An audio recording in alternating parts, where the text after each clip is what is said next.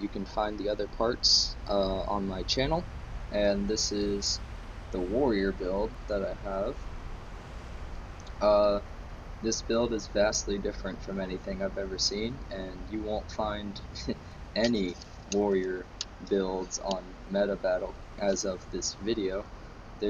Nobody seems to be experimenting with the warrior, though in addition to my build, I've seen some really nice condition-based Berserker warrior builds that have been really nice, but you know, they're not anywhere on the internet, so it's not an easy way of finding out about them, but just letting you know that it's out there. However, my build is a cleric shout build, along with some stances and even some rage stuff along with berserk. So as always, I start with the traits. So it's defense, tactics, berserker. Defense, you just gain toughness when your health is above the threshold, which is 90%. So when your health is above that 18,800 whatever, your toughness is up 120. Simple as that. This one is really key. Just so you guys know, I'm running hammer and then axe shield. So basically you reflect missiles whenever you're blocking, missiles being projectiles, and gain might whenever you block an attack. So those pesky rangers and dragon hunters have nothing on this build. So basically you see a dragon hunter, they're about to true shot you, reflect, bounces back, insta-kill. Simple as that. Reduces recharge on shield skills as well, so you can use it more often. Yep, so this trait right here is the bane of all projectile builds, Power Rangers included. Right here is adrenal health, so you regenerate health based on adrenaline.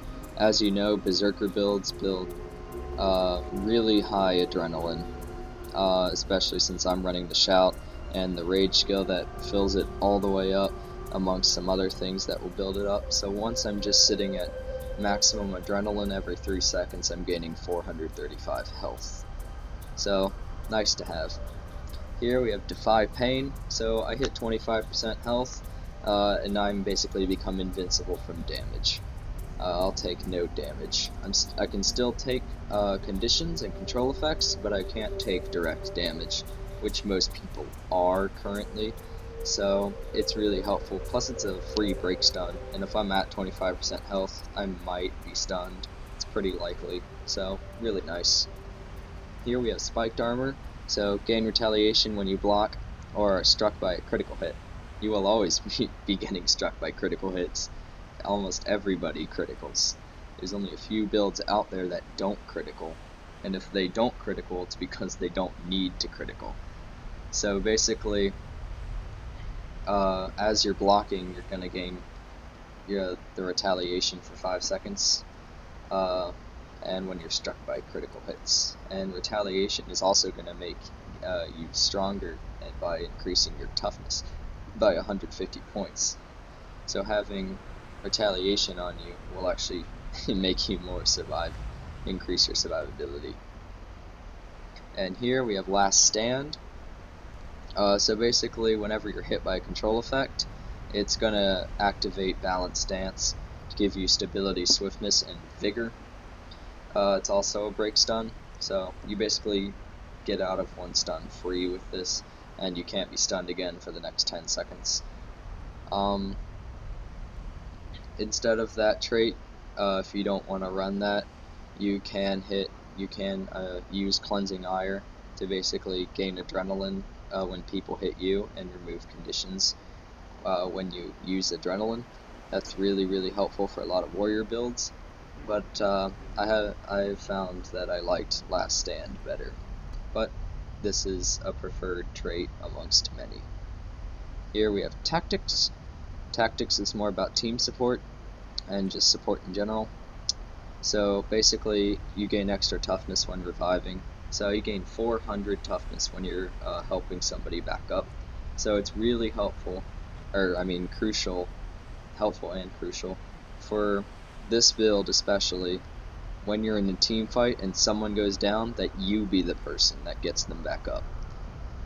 For also the reason of this, because you'll grant might to yourself and your allies when you revive someone, and for this, or might, grants healing power. So always a good idea for, that. Increase every damage for boon on you. You gain quite a bit of boons, with here, and Berserk mode especially, and, stances give you boons. So, really helpful, and other people will be giving you boons as well. So, just helpful to increase your damage, especially since this is clerics and you don't really critical too often. Here I have Shake It Off. Well, actually it's not cleric, it's Crusader. Cleric works really well, but Crusader I found to be better. So you Shake It Off whenever you have a number of conditions on you. So basically, the moment you get a condition on you, it immediately will remove it, give you 5 adrenaline, breaks a stun if you are stunned, and heals you. So pretty straightforward, and shouts heal you because of this. So this makes shouts now heal you and grant 5 adrenaline. Each stack of adrenaline here is 10, that's why you see adrenaline out of 30. So 5 basically fills half of a bar there for you, and reduces recharge on shouts. This is Berserker, and the first minor trait is always the one that just gives you access to the your specialization. So for warrior, you get your F2 and you get all your rage stuff, and you get access to a torch offhand in case you want that. So next we have Savage Instinct. So activating Berserk mode, basically hitting your F2 to go into Berserk mode, breaks stuns and removes 1 condition. Really helpful. You can only go into Berserk mode once your adrenaline is full. So basically once your adrenaline gets full, hit F2, go Berserk. That's basically straightforward there. It'll remove a condition and break a stun. Also incredibly helpful because of this skill. Basically you jump forward a little bit and you smash your head into them, and it stuns them for 3 seconds, but it stuns you for 1 second, but it does a good amount of damage, plus it fills your adrenaline completely. So plus it only has a recharge of 20 seconds. So I will use it and then immediately Berserk mode to break the stun. Then you gain Fury and Quickness and Stability and Swiftness, and then you can activate 4 Great Justice for more might. Your adrenaline is still max, so you can hit your F1, which is going to do a lot of damage because it's level 3, and then you just continue to hack and slash with that Quickness, and it's going to continually pulse that every 3 seconds, and you have 3 seconds of Quickness, so it's perma Quickness while you're in Berserk mode. It's absolutely ridiculous, and it's awesome. Here we have Always Angry, which I'm sure is a knockoff from the Avengers movie, but this is gain increased damage and condition damage when you enter or exit Berserk mode. So the moment you go Berserk, your damage is increased 7%, and so is your condition damage. Though this build does 0 condition damage, none at all, so that 7% doesn't help any. But not that 7% to the condition doesn't help any.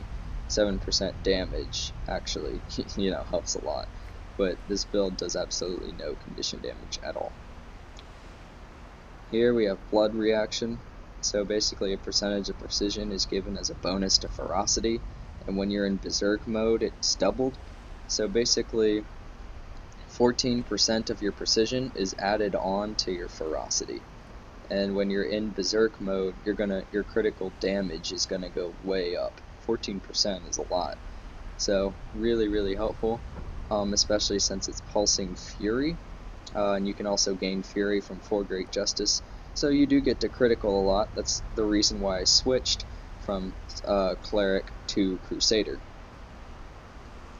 It's because of this trait right here, and just because it wasn't necessary to run clerics. I didn't need that much healing to stay alive because of the stances and just the fact that I could kill people so fast, and the amount of stunning that I do with hammer and with the shield, and the amount of healing was not needed, but a little bit is still needed, so I decided to switch to Crusader. Here we have Fatal Frenzy, so this is what gives you the boons upon activating Berserk mode. Simple as that. And here I use Eternal Champion, which gives stability while in Berserk mode, and it also grants stability and might when I break out of a stun. So basically, whenever I break out of a stun, bam, can't be stunned again for 3 seconds, and I gain 3 stacks of might. And it applies that it applies the stability every 3 seconds while in Berserk mode. That's basically it for traits. So like I said, Clerics works for this, but I found Crusader to be better. So I run Crusader because it's a shout build. I use Rune of the Soldier. Basically just increases vitality and toughness, so increases maximum health and your survivability. And so basically when you shout, it's going to remove a condition on you and one from everybody around you. Very helpful. And as I said, I run Hammer and then Axe Shield. I run Sigil of Perception and Sigil of Accuracy on both. So this might be a strange setup for you guys to be seeing, so I will explain.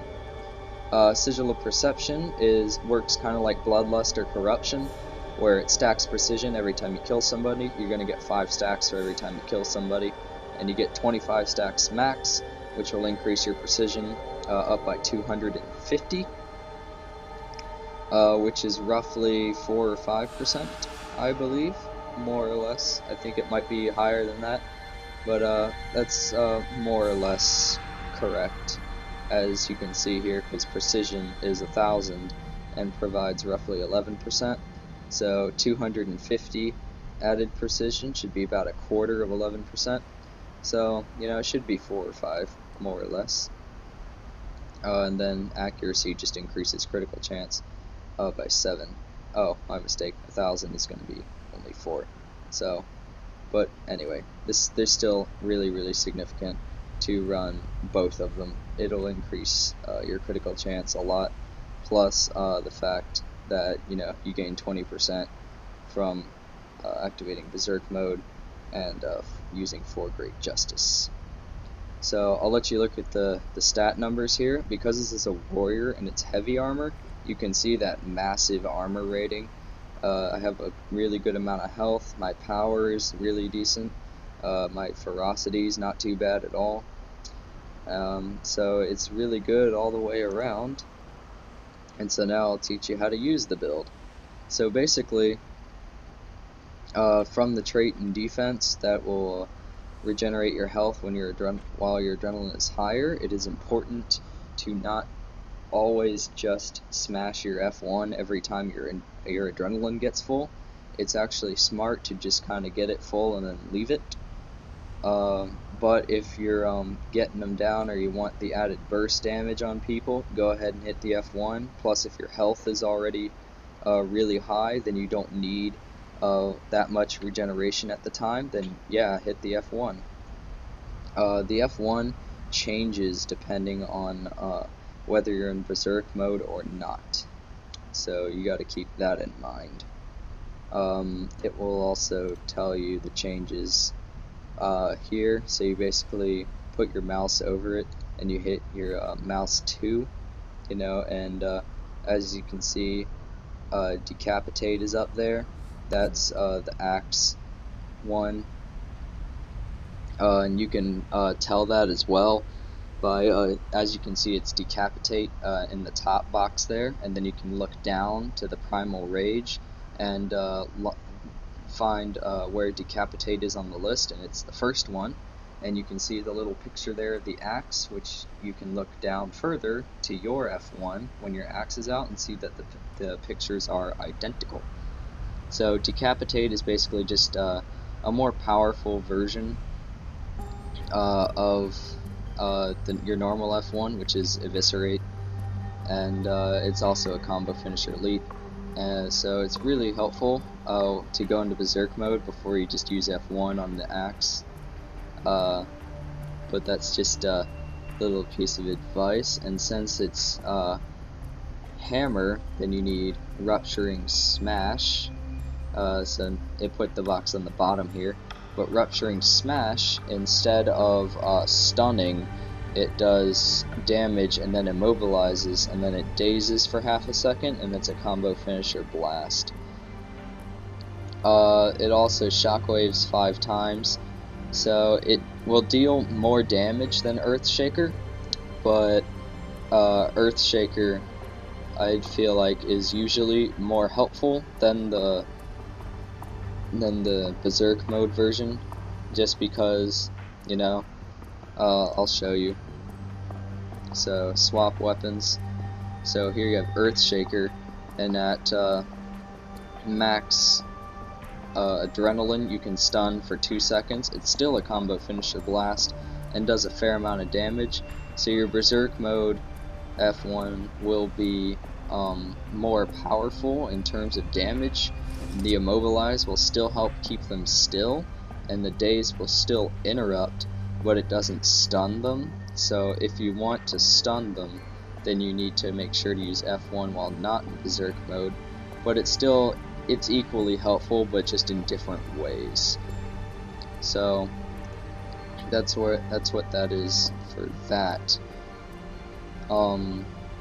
Never activate Healing Signet, ever.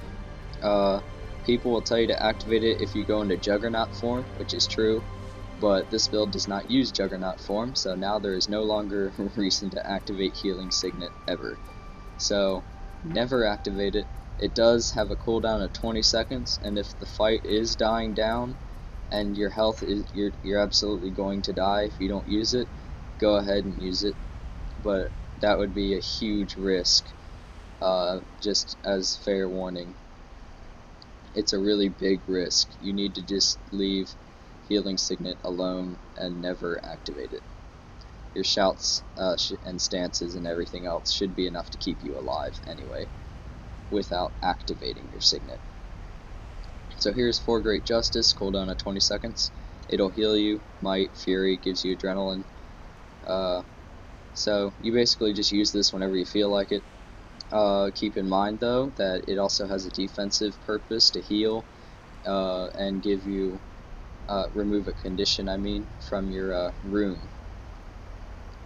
So you need to keep in mind that this is just as offensive as it is defensive now because of you're running the trait, but I still just use this whenever it comes up while I'm in combat. The second it's refreshed, I hit it.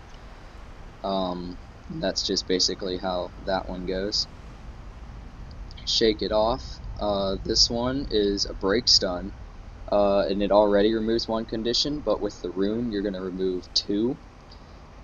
This one is purely defensive, so only use this one when you need to remove 2 conditions, or you need a break stun. Those are the only 2 reasons you should use it. Or if you just need a heal and your regeneration isn't quite enough, you can go ahead and use Shake It Off to heal you, but just know that that's a risk. Here you have Berserker Stance. It's cooldown at 60 seconds, so you can't just use this all the time. It basically makes you immune to conditions, not the ones currently on you, but people can't put more conditions on you.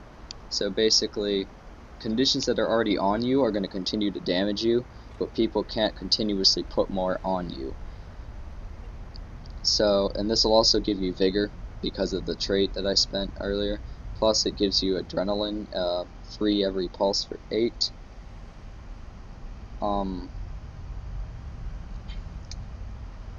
Yeah, so use this whenever you're fighting somebody Condi based, aka a Mesmer, or Condi Ranger, or Condi Berserker, like I said, or Guardian even, because they're going to stack burns. And that's basically all there is to that. You have your Elite, which is Headbutt. I already explained how to use this one. Sometimes I open with it, but keep in mind that this also is a break stun. So if you get stunned, you can save Headbutt to stun them right back, fill your adrenaline, and then hit F2 again, and and keep the fight going. So lots of stun breaks and double purposes for all of these things. And now to briefly explain weapons. Hammer, auto attack, straightforward, it's just damage, nothing else. Number 2 is basically an undercut. You basically bring your hammer down, bring it up, deals a good amount of damage. Inflicts weakness, really helpful for tanking because weakness lowers the damage they can do to you.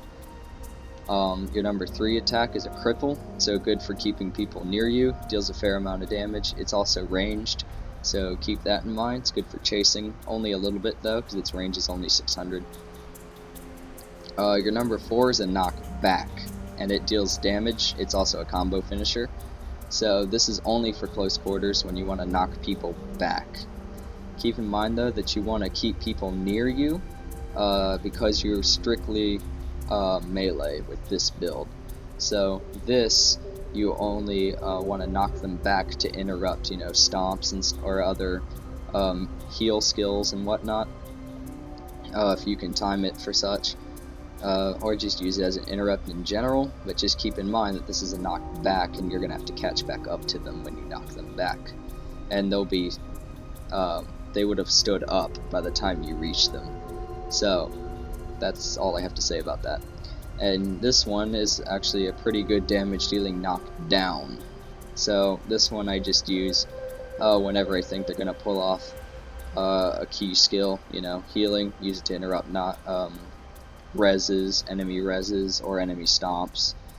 Same reason you would use staggering blow. Axe shield is an unpopular combo. It really is, but I have found to really like it. The damage on the auto attack is not bad. The cyclone attack inflicts vulnerability. The damage isn't too bad. It's also a combo finisher. The recharge on it's great. And your number 3 is actually a ranged attack by 900. Deals damage, cripples, also a combo finisher. So I really liked the combo finishers and the pretty equal damage across the board for all the axe skills. Plus I liked the F1 being combo finishers as well. So for the combo fields that people are going to be out there placing, this is really good to abuse that. And then shield is pretty straightforward. This you block ranger longbow attacks and guardian longbow attacks, etc. And shield bash is for interrupts, also a combo finisher, and deals damage. And so that's basically the build, and it works really, really well, especially for team fights when you gotta support other people. The stuns on everybody and the shouts will help everybody, and you can get people up really fast. It's just a really nice build all the way around. So thank you guys for watching. Be sure to like and subscribe, comment below with questions, comments, concerns, and please watch the other parts to my series. Thanks so much. Have a good day.